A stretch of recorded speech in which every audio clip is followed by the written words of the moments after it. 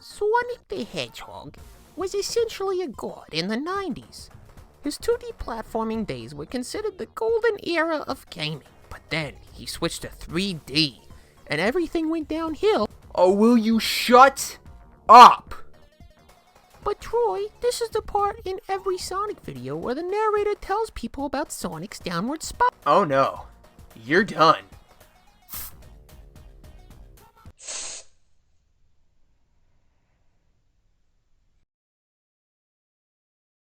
Alright, let's get the usual BS out of the way here. Raise your hand if you don't know what a Sonic is. That's what I thought. So, do I need to explain what Sonic is, where he comes from, or what the hell happened to him? I didn't think so.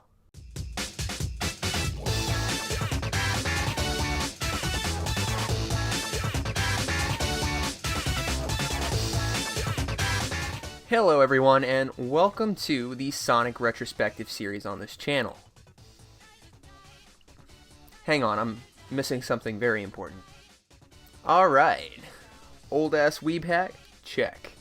Now this is a real Sonic retrospective. Anyway, as a lifelong Sonic fan, I've been wanting to do something like this for a while now, but I was waiting to kind of get everything together for it. But the point of this is to not only reflect on the games themselves, but the memories they gave me, and hopefully countless others as well. For this first episode, we're looking at the original 2D platformers, Sonic 1, 2, CD, 3, and Knuckles. The games that most consider to be the best in the series, or at least the high point of it all. So without further ado, it's time to buckle up and get ready for the ride of a lifetime. Or as our hero would say, gotta speed, kid!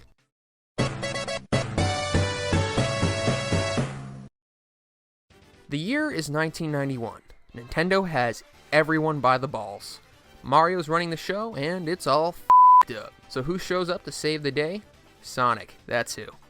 The only thing faster than the blue blur was the consoles flying off the shelves just to play this game. My only question is, why? I mean, don't get me wrong, I respect the hell out of this game, but my boy Sonic 2 did it better. All jokes aside, Sonic 1's alright.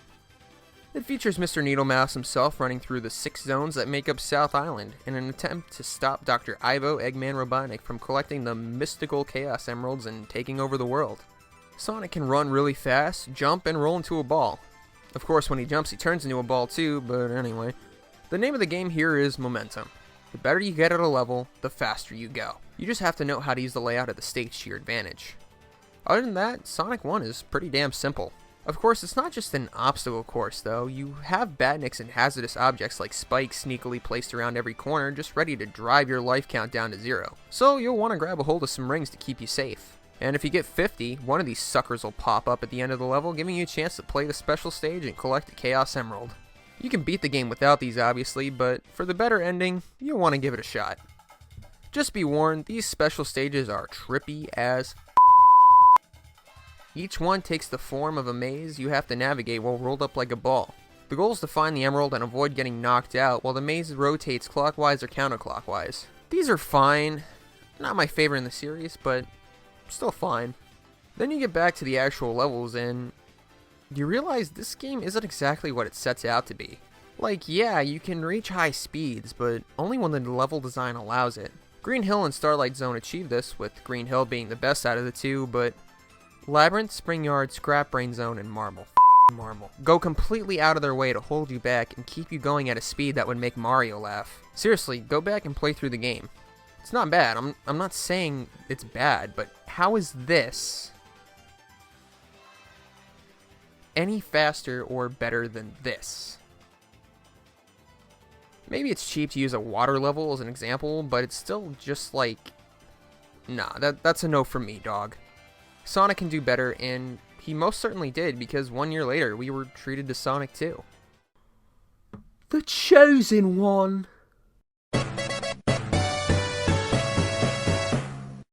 Okay, confession time. Sonic 2 was my first video game. It's my favorite Sonic game and has been my favorite game of all time for most of my life. So am I a bit biased and nostalgic? Well, oh, who am I kidding? I fucking love this game.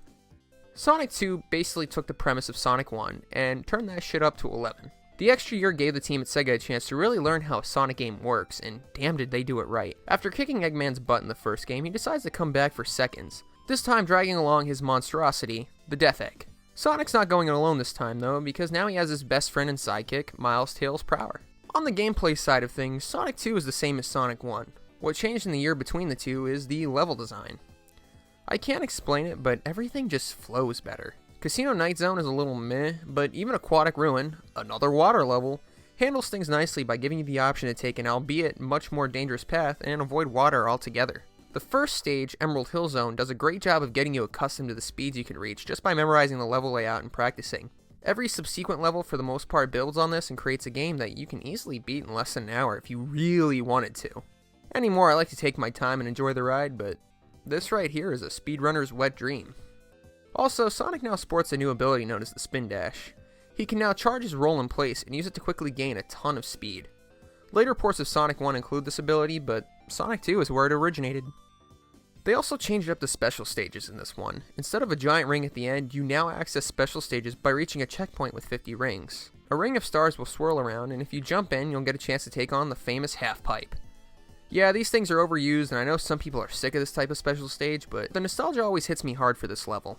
The idea here is to run down this twisty-turny hallway and collect as many rings as possible, while avoiding all the spikes scattered about. Reach each checkpoint at the end, and with as many rings as possible, and you get a Chaos Emerald. The emeralds are handled differently too. In the first game you collected 6 and then that was it, but now there's a total of 7, and by collecting them all you turn into Super Sonic, a total badass who, while not being immune to everything, can in fact break the game. He jumps higher, runs faster, and is ridiculously overpowered. Yeah, the first time I ever unlocked this, it was pretty cool. Overall, this is a great improvement, and while the next two games were, I would say, objectively better, this one still holds a special place in my heart. The only real problem I have with Sonic 2 is that it was made on a cartridge. Everybody knows that CDs are the shit. But that's why Sega made this.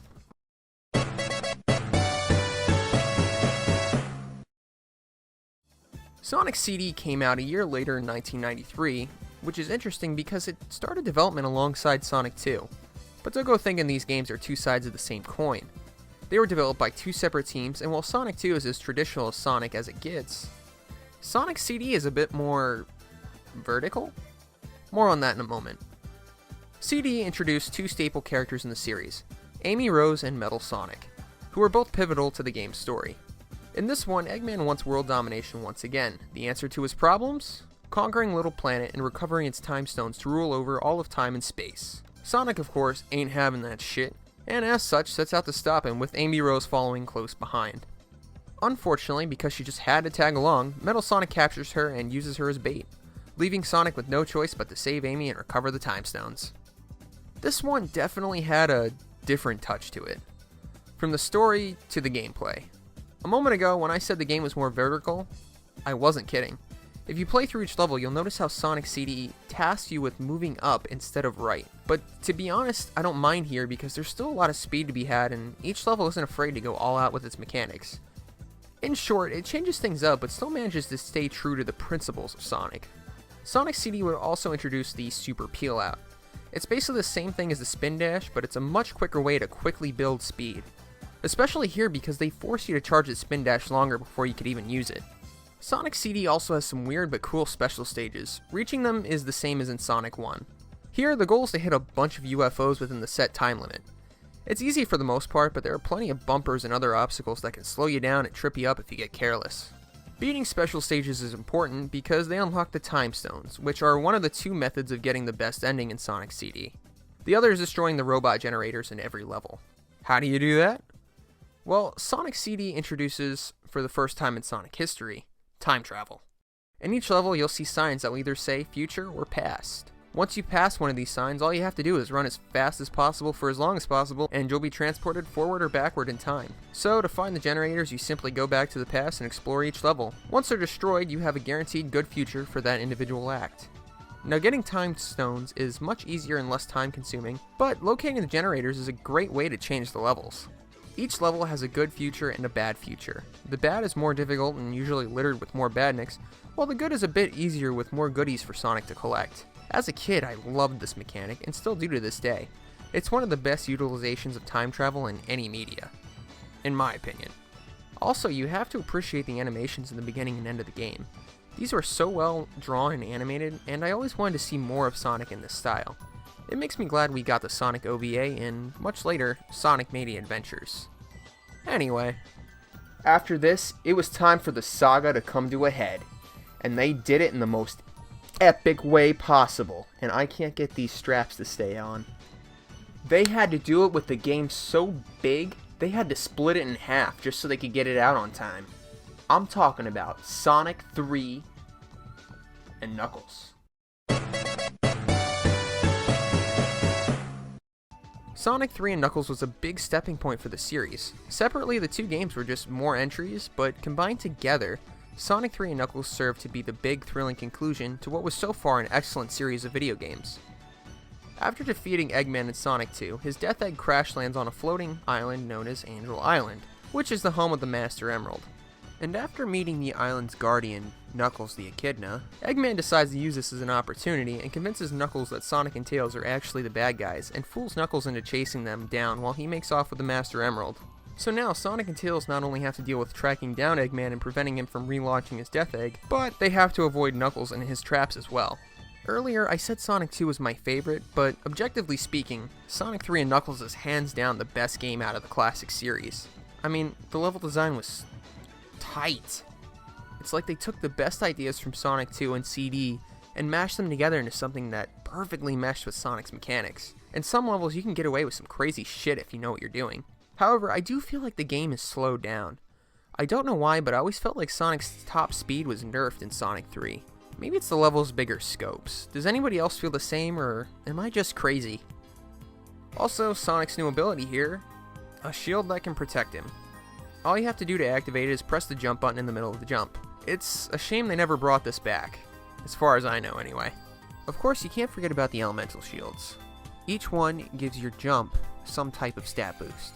The bubble shield gives you the bouncing ability, as well as being able to breathe underwater. The lightning shield gives you a double jump, and also gives you the ability to pull rings in towards you. And then there's the fire shield, which makes you immune to fire attacks, and also gives you a really cool jump dash, which is great for taking on certain bosses and enemies. The game's setting feels interconnected as well, with every act having some type of transition into the next. It makes Angel Island truly feel like one big world. It's not like in previous games where 1 minute you're in a lush green paradise and the next you randomly wind up in a sewage plant. Then there's the Chaos Emeralds, and, if you want, the Super Emeralds. Sonic 3 and Knuckles once again brings back special stages, but this time instead of goalposts, the giant special rings make a return, now hidden away in different pockets of each zone. So you'll have to do some exploring if you want to find them. On the plus side, entry is free of charge now.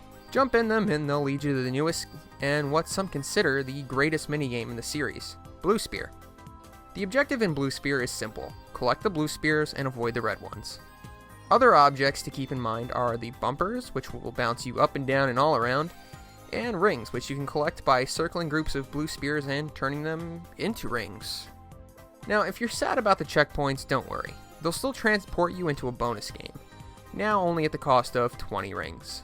One is a gacha machine where you can bounce up and turn the crank for goodies like rings and shields. The other is a weird game where you travel up this tunnel and have to avoid this weird bar for as long as possible, and you collect the goodies on the way up.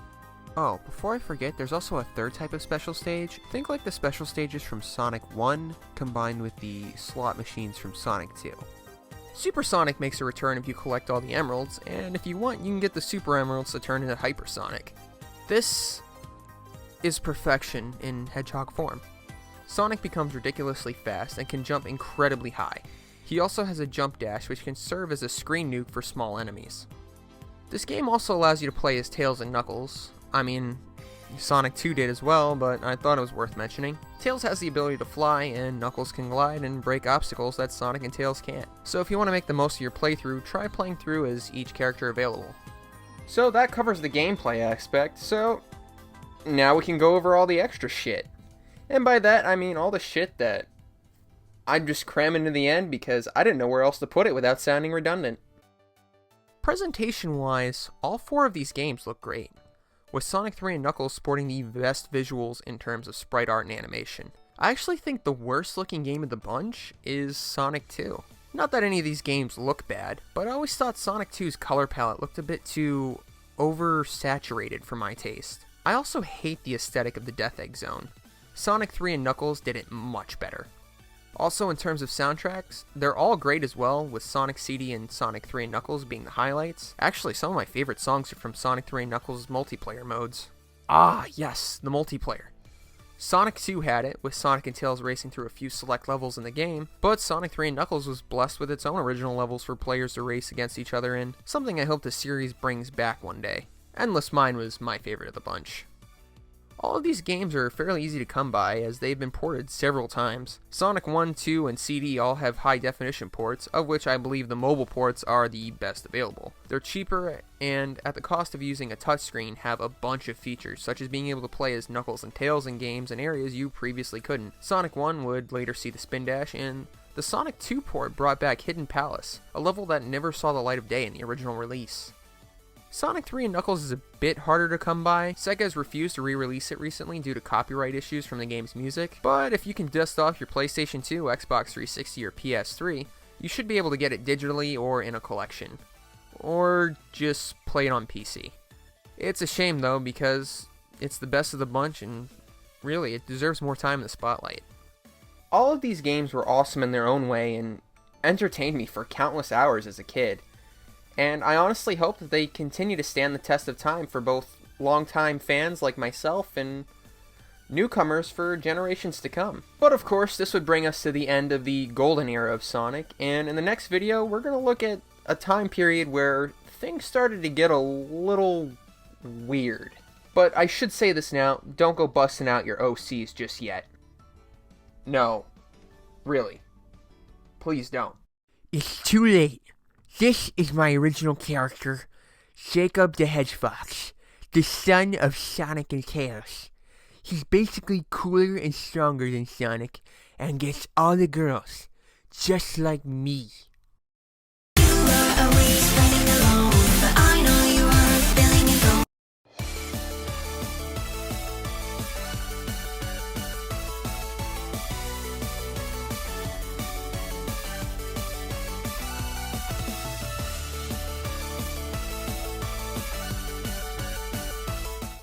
Old ass weeb hat? Check. Now. Alright. Old ass weeb hat? Check. Now, this is. I can't even,